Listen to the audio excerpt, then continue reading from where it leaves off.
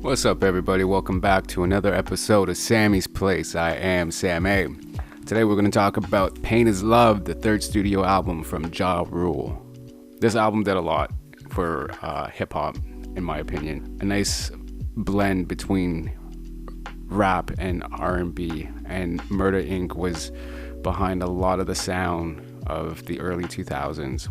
Irv's production, I never realized how much I liked it until it was gone. You know, he'd had a lot of good summer feels to his producing. So that man definitely gave us some classics for the summers and many to come. You know, Down For You, not obviously on this album, but that's just an example. Rock With You, shit. Kind of seeing a little pattern there. Anyways, I wasn't really a fan of Ja Rule before Pain is Love.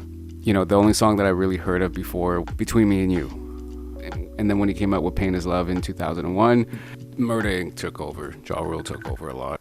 The album was released October 2nd, 2001 off of Murder Inc. and Def Jam Recordings. It debuted at number 1 on the Billboard 200 and it had 4 singles: Living It Up, Always On Time, Down Ass Bitch, and I'm Real, the remix. He kind of got lucky with that I'm Real, the remix. Honestly, that remix album from J-Lo, I think she was the first to do that.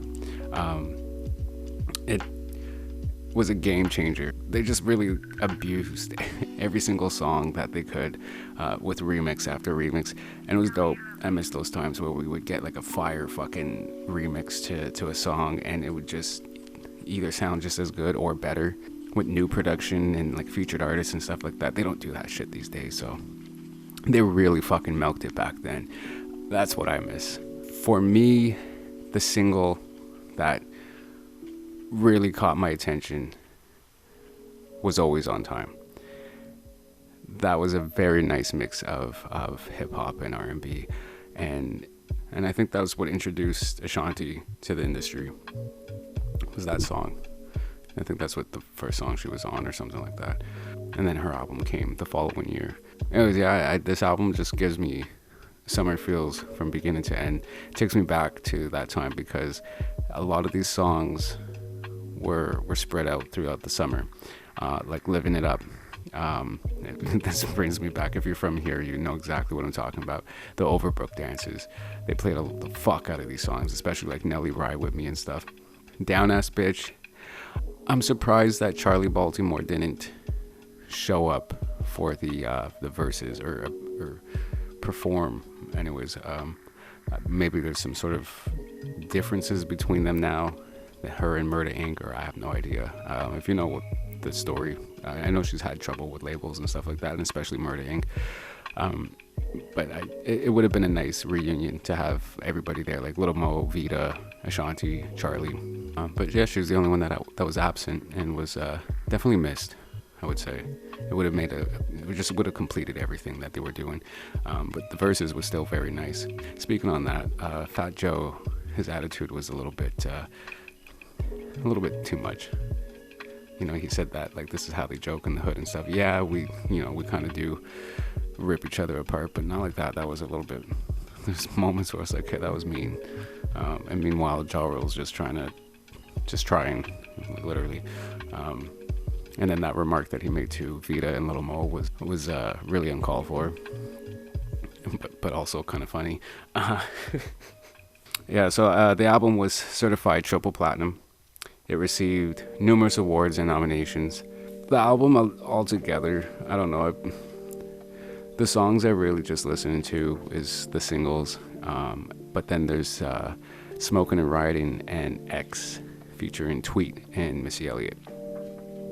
Those are pretty much the songs that I like. I think that what this album is for me is more of the nostalgic feeling of, because Always On Time was like everywhere. It was constantly playing on radio. It was always on fucking TV. So you couldn't just escape that song, which what led me to liking it. You know, you kind of just get this feel to it. And still to this day, it brings me back to that moment. And it reminds me a lot of my friend who was an escort, probably still is. But she was like 12. And we grew up in a very rough place. I'll just say that to the people that don't know. But she grew up to be Ottawa's top escort, let's say, and she was she was involved in some sort of affair with a politician, and she gained millions from that.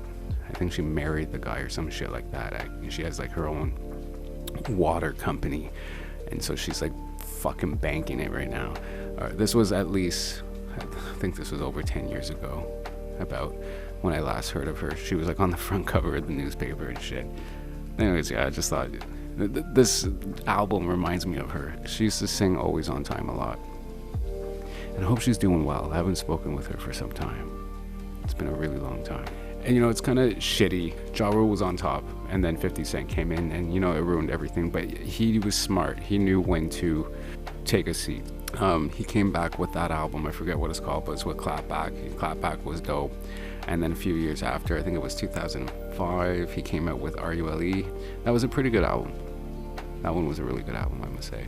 But nothing compared to this one. Pain is Love is my top album from Ja Rule. And it's a shame. You know, we don't know what would have happened had 50 Cent and him not have that beef. But, you know, just given even the time, I think we were kind of done with Ja Rule and the whole Murder Inc. sound by the time it came to, I think it was like 2002, 2003, when shit really went downhill for him. But yeah, he was smart about it. He knew when to call it quits, to leave what he gave to the industry as what it was. And now people really appreciate it. You know, the verses was dope. I prefer him over Fat Joe, in my opinion. His music is better. He has more hits, and like literally like shout out hit after hit after hit. Like Ja Rule was just fucking everywhere. But it kind of discredited him as a hardcore rapper, more of like a mainstream rapper, if that makes sense. Like he lost his street credit because he became so mainstream. However, the songs that he gave us, nobody has given us these types of songs like the way Ja Rule and Murder Inc. has. But anyways, let me know what you think of this album and what it's done for you. In the next few days, I'll be having more with some guests, like Vanities will be back. We'll be discussing Fever from Kylie Minogue and Supernova from Lisa Left Eye Lopez. And bear with me, please.